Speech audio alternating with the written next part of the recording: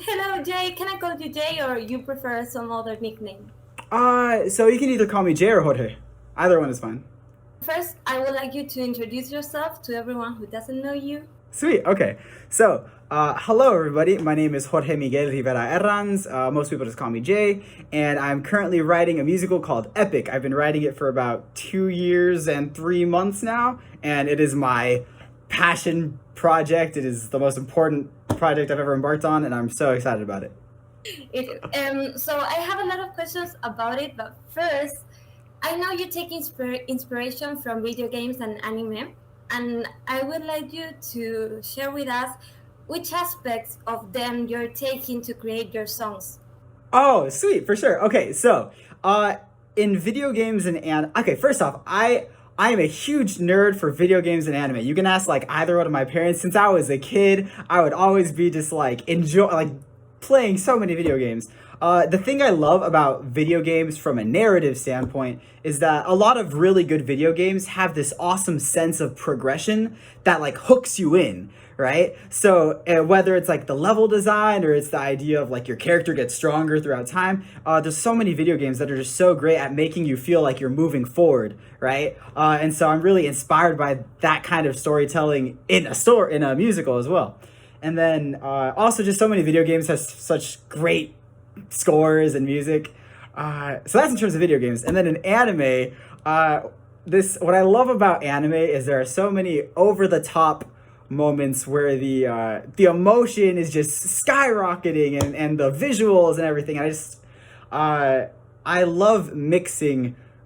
I love the idea of a story with a score and with music that is super large and epic in scale, and with emotions that are also larger than life and that match the medium. So yeah, I love using those as inspiration.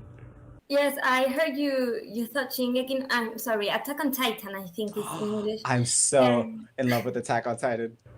so am I.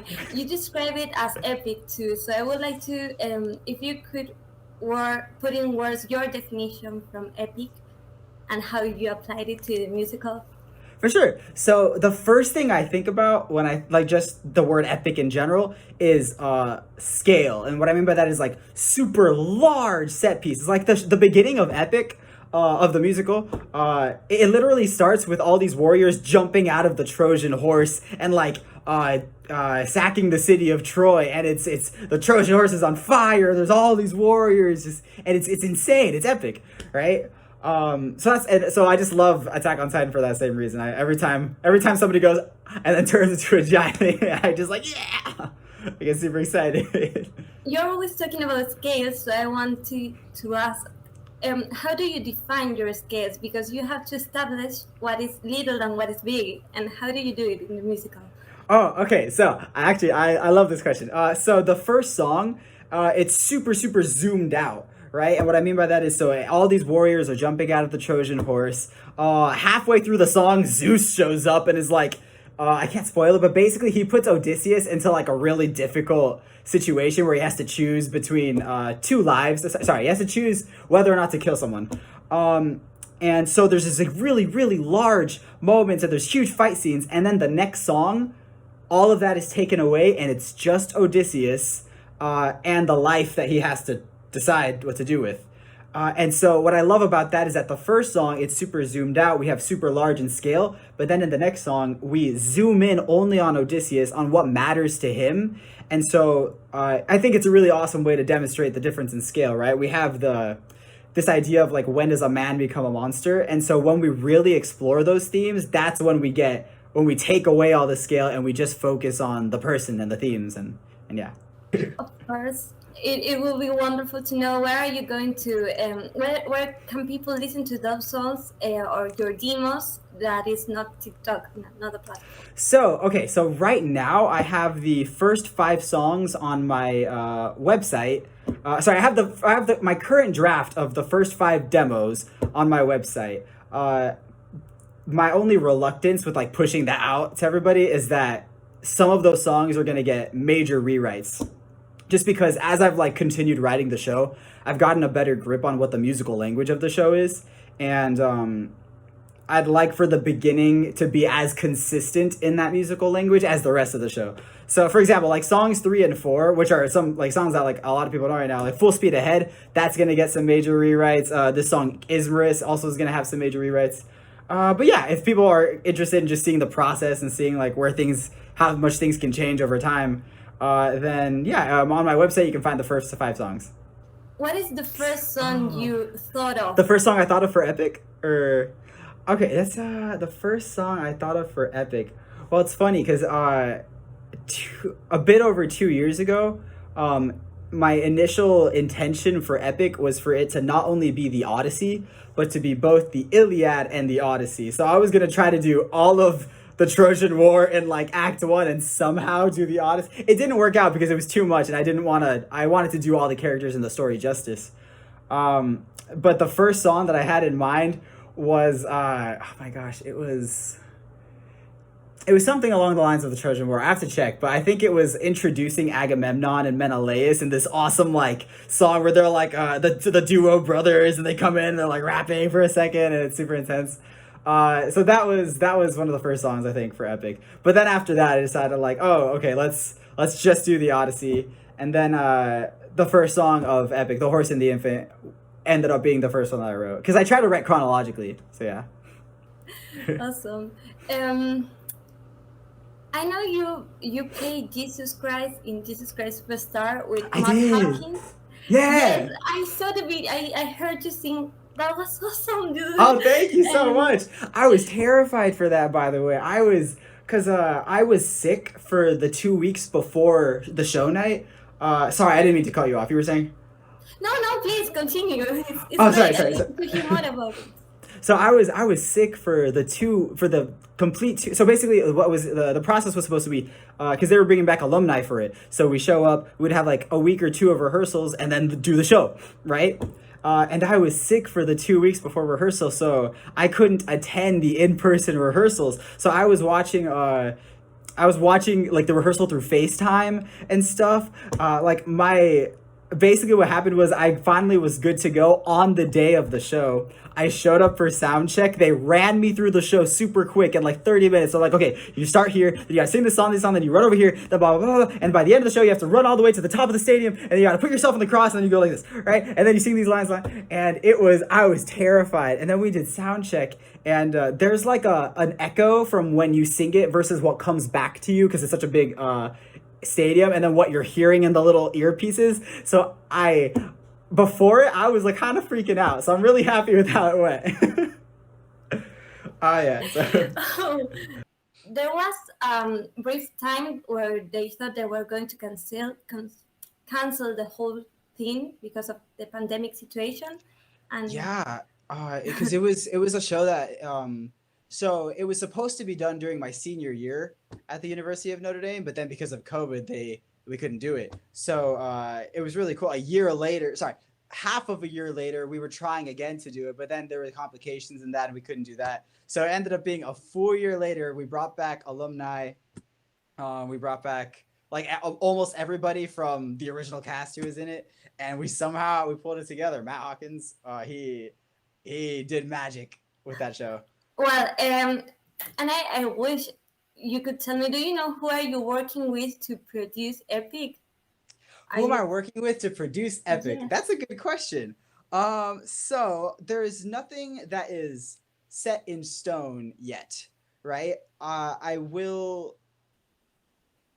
admit, like I have mentors right now who sort of like I meet with like on a weekly basis, but there's nothing set in stone yet in terms of like who is producing the show, who is doing what, right? Right now, like all my focus is on just making the best, just writing the best show I can. So yeah, probably once I have a first draft complete, I'll be able to like actually move forward with some of those conversations Yes. with producers. So yeah. Yes, I was going to say that I read a lot of comments and everybody compares you with Lin-Manuel Miranda. And I love that. I love Hamilton too. And how do you feel about it? Are you trying to, I don't know, avoid doing music similar to him, or you just say, "Oh my, thank you," and keep going. So I mean, I'm honored to be compared to him. I mean, he's amazing. He is. His writing is so good. It's Yes. I and at the same time I am working on trying to find my own voice, right? One thing I've really enjoyed in that I've gotten a grasp of more as I've gotten further in my writing process for Epic is this idea of incorporating like the more orchestral and the bare bones style of music with the more electronic aspects and finding a way to make that specific to the gods characters. I really love that, and I'm not the first to do to assign like instruments to characters either. Like the I can think Peter and the Wolf is actually where I got the idea from, but it's really cool that to be able to take inspiration from all these artists who came before me while also trying to find my own voice too. So sorry. Long story short, I'm super happy to be compared to Lin-Manuel Miranda. He's amazing, and I'll keep working on finding my own voice at the same time. And you're also working really hard on the lyrics, like you explained with Bring the Thunder, like Oh, this. Thunderbringer. Oh The yes. Thunderbringer, Yeah. yes. Sorry, I Oh keep man. forgetting the name of the Oh, song, but no I worry, keep no worries. singing the lyrics. It's awesome. Thank you. That's actually my favorite song right now in Epic. It's oh my gosh, I can't spoil it, but I cannot wait for everybody to be able to hear like the rest of that song, like the stuff that I can't show yet, because it spoils just one of the biggest moments in the show. But yeah, Thunderbringer is probably my favorite song right now. I had one last question. It Sure. was, which is your favorite theme or motif in Epic, and why is that? Okay, that's a hard one. There is this melody that plays for Eurylochus's luck runs out theme. So he has a chorus that goes on throughout the show that's like, how much longer till your luck runs out? And the melody that plays in it every time is like dun dun dun dun dun dun dun dun dun dun dun dun dun dun dun. And the chords that go with that, for some reason, it just tickles my ears in the right tickles my ears. It does though. It really does. I just love that melody so much. Like it's always fun to play on the piano or on any keyboard. So yeah, I don't know. I think I would say that one's one of my favorites. Yeah. Also, all of the And Athena stuff. Those are my favorite to make. All the Athena stuff is so fun. the Thank you. last one, the actual last one was, which motif was the hardest one to create? Which motif was the hardest one to create? That's a good one. Oh my gosh. For Um, example, I don't know if you know, but Not Throwing Away My Shot, it took like 1 year of writing from Nina Miranda. And oh is man. there any song or motif that took that from you, took that effort from you? Honestly, Poseidon. See, the thing is, like Circe and Calypso were both extremely difficult, but for some reason, Poseidon I found to be the most. I had the most cut drafts for Poseidon than as an individual character than for any other character. Like there I have Poseidon drafts that sound like a bad Kanye West song, right? Not that Kanye West is bad, but that it sounds like if I didn't do Kanye West justice, that's what it's Mm. like. Some Poseidon song sounded like. Uh, yeah, definitely Poseidon as a character in general, just because it's I have to capture this balance of showing his ruthlessness ideology, but also making him look cool, but also making him a little unhinged, but also making him scary. You know, it's all these things of trying to like keep it together. That is like only his character in the entirety of Epic could have that feeling. Um, so definitely, I would say Poseidon's been the most difficult one, and he only shows up twice in the whole show. He only shows up twice, so I have like those two times to show him and just make him unforgettable. So yeah, definitely Well, Poseidon. the song quite makes quite the impression. It, Thank you. well, then, about Poseidon. Okay. He's awesome. He's an awesome character, and it's quite amazing the way you make him work. Because when you're reading the sorry, in Spanish is Odisea, it's really hard to understand why he's trying so hard to make a righteous man to avoid him to go home. So how did you find a way to justify his actions and build the character? Ah, it's a great question. So basically, what I wanted Poseidon. Okay, I had several ideas in mind that I wanted to implement. One is throughout the show, you see Odysseus become, in a sense, not that he literally becomes Poseidon, but you see him transform into a ruthless character, right? I've shown only like nice Odysseus throughout the show. Sorry, throughout like on TikTok, I've only shown like specific like moments of Odysseus because I want you guys to like experience that transformation and be like, oh, this is the Odysseus that they talk about in the Odyssey, right? We Yes. see him become a ruthless, and so I basically wanted that song "Ruthlessness," Poseidon's first song in Act One. I wanted that song to be the sort of thesis of the show, which is that ruthlessness is mercy upon ourselves. And that's not to say like go be mean to everybody, but it's more. I'm hoping that as Odysseus sees it, it's more of an empowering message of like it's okay to have that monster inside of you in order to protect that which you care about or those who you care about. You know. Um, so in terms of like thematically, that's what I wanted to do with Poseidon. I wanted to, but also Poseidon takes it to an extreme too, because he's not mad at Odysseus for not killing his son. I think that's something that will be clarified when people see the show. Hopefully, he doesn't respect Odysseus because he thinks that Odysseus doesn't have what it takes to protect his crew or to protect whoever he cares about, right? And to because he spared his son. That's why he thinks that, right? That's why he brings in the line of like, you totally could have avoided all this had you just killed my son. Because if you had killed my son, I wouldn't have found out your name, right? And I couldn't kill you. So yeah. It's quite amazing because then you also have the confrontation with Circe, and they are both trying to protect things they love, and it's Yes. amazing. Did you hear my voice just hit like the highest note I've ever hit in my life right now? Did you hear that? I just went yes. But yeah. But yes, Cersei and Odin. I'm sorry.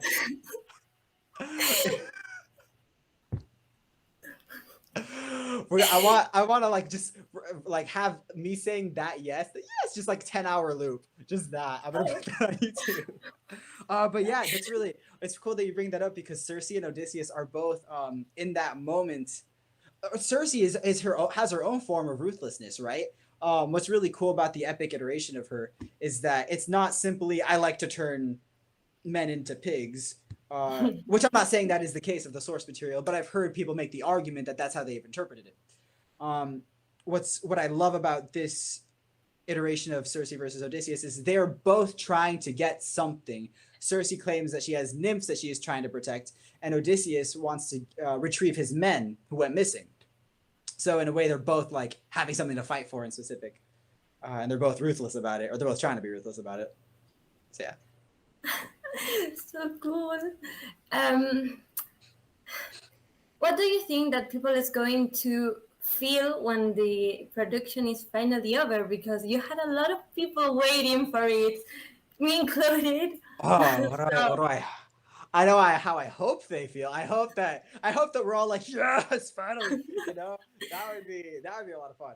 Uh, yeah, I'm hoping that when they leave the show, though, that they're having happy tears.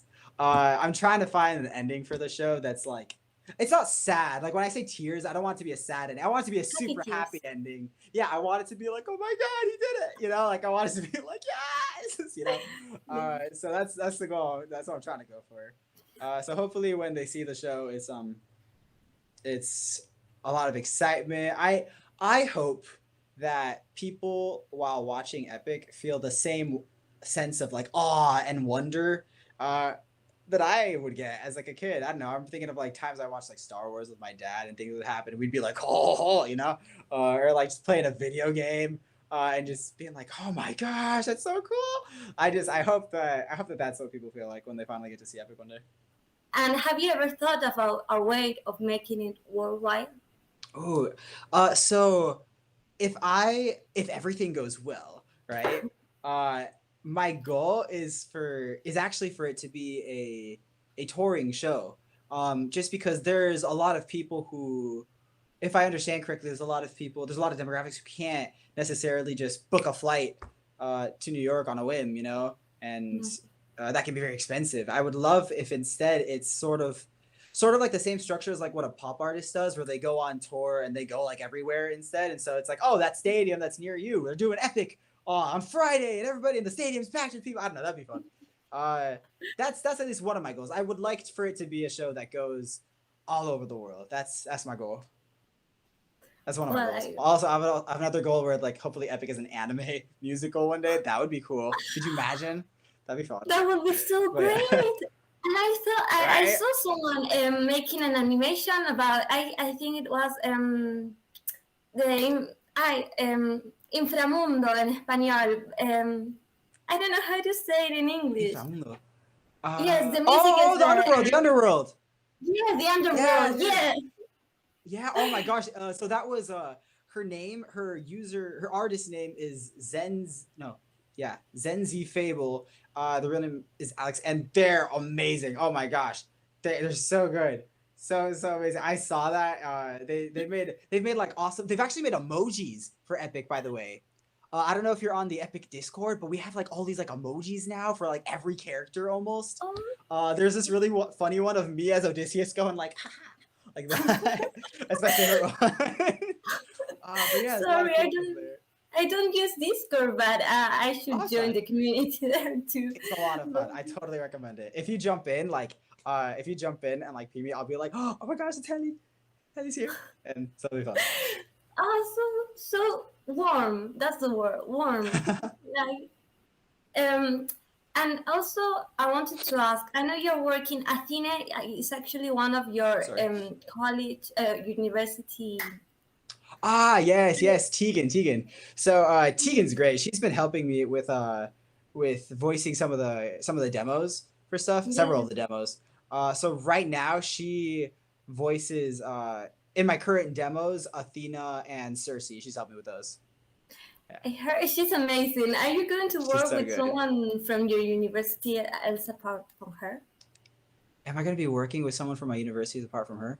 Well, okay, so here's the hard part of the question. The truth is I don't know because once more uh, people become involved officially in the project, whether it's like creative producers, casting directors, and directors, the number of hands that are on the creative mantle, on the creative wheel, are more than just mine, right? So when that time comes, it becomes more a decision that it becomes a team of people making the decisions. So I would love to be working with people I know, with friends that I've made along the journey, and we'll just have to see how it goes. We'll see what happens.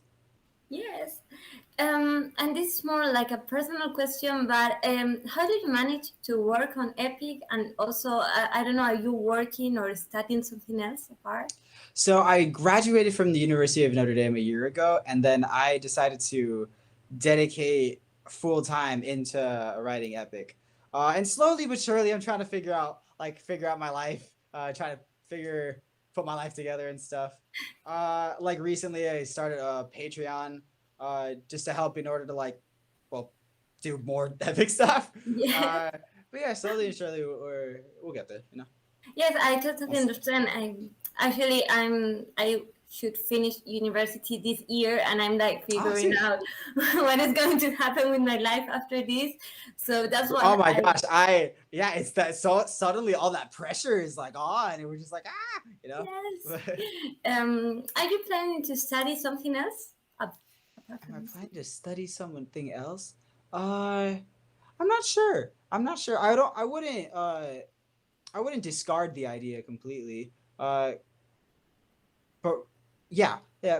I would be interested in studying something else for a bit. Right now, though, all I know is that the first thing I think of when I wake up is whatever I'm working on in Epic, and the last thing I think of before going to sleep is like, I really hope I figure out that song tomorrow. And then I wake up and I'm like, okay, I hope I can figure out this song today. You know, so Oh, yes, I heard. It was.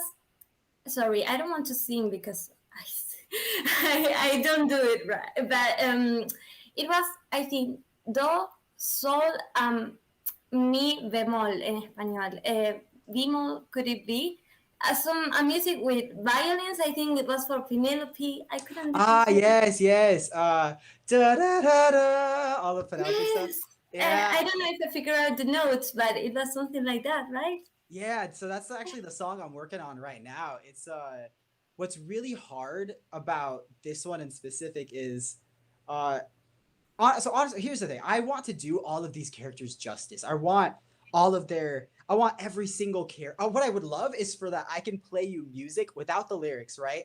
And people would Mm, be able to identify. Oh, that's definitely this character. And I think for the most part, it's like we're getting along those lines, right? Like if I play Calypso's music, right? It's vastly different from like Cersei or Athena, right? Because Calypso has like the handpan steel drum. It's very tropical sounding. You'll probably hear like waves in the background occasionally. Uh, if I play like Cersei stuff, it's a lot of staccato violins going like dun dun dun dun dun dun with like a really pop sound, right? If I play Athena, there's a piano going crazy, like right? Like it's so much fun. Like Athena's the disco queen apparently, uh, and so, but all of those characters that I just mentioned, they are goddess or divine in some sort. And so because of that, I'm able to incorporate a lot of as I can go crazy with the electronic aspects. Penelope is not a goddess, right? And so I one of the things I'm trying to do so just from the get go, I know I can't be throwing electronic aspects at it because it doesn't align with the musical language that I've constructed throughout the rest of the show. Um, and so one of the challenges that I'm having right now is I'm trying to figure out how I can write a Penelope song that is. Uh, as of right now, her instrument is either a viola or a cello. Probably viola, just because throughout the rest of the show, every time Penelope is mentioned or something, there's a viola in the background, like supporting the rest of the instruments. I'm like, okay, it's probably viola. And so the song that I'm trying to write for her right now is my current draft is only strings. There's no electronics. There's no other instrument. It's just a string ensemble playing something that, if done correctly, can come out as a really beautiful song. And I want to do her justice, and I don't. My fear is that I'll write something that instead of coming off as beautiful and profound, comes off as slow and boring, which is not what I want. So yeah. um, there's I don't know how to say it. Sorry. No worries. Um, a criteria like a reason why you choose an instrument for a character. Why Mm. do you do it? Okay. Would you Oh, like to oh, share now we're it? getting into. Yes. Okay. Okay. I don't know, So just a couple of characters and for sure, not for all sure. of them because it may be a major spoiler. Oh no, for sure, totally. So okay. So um, the first one, guitar for Odysseus, right? What's awesome about the guitar is that we are in a show where it goes from orchestral to more electronic, right? And the guitar, what's awesome about the guitar is I can change the type of guitar depending on like what Odysseus is up to, right? So I can let the audience know with as simple as on an electric guitar, and we're like, oh, now I know what side of Odysseus we're getting versus for example the in the song Just a Man, which is the second song of the show. It's the one where he has to make that very intense decision about what to do with somebody else's life. It's a soft nylon string guitar, classical guitar, right? And so we get this much more vulnerable side of him. uh, and so also just I think it just felt right, the idea of like lead guitar, main character kind of thing. But mostly it was just because the variety and the versatility of the flexibility of the instrument itself, and how it allows me to represent Odysseus in a way that I feel uh, I wouldn't be able to do the same with any other instrument, right? Like Odysseus as a guitar feels so right to me, right? Another one that feels so right to me is Athena. Athena as a piano is probably my favorite instrument choice in the whole show. Like, don't get me wrong, I love Odysseus' guitar, but Athena as the piano feels so cool. Every time she comes in and we hear that chord progression where it's like dun dun dun dun dun dun, right? It's like because the dexterity needed to be able to play that fits with this idea that she's also cunning and like a goddess of wisdom and war strategy, and how it accentuates Odysseus's instrument as well when they team up. and also how it accentuates Telemachus's Yes. instrument when they team up as well. Spoiler, but yeah, so that's gonna be fun.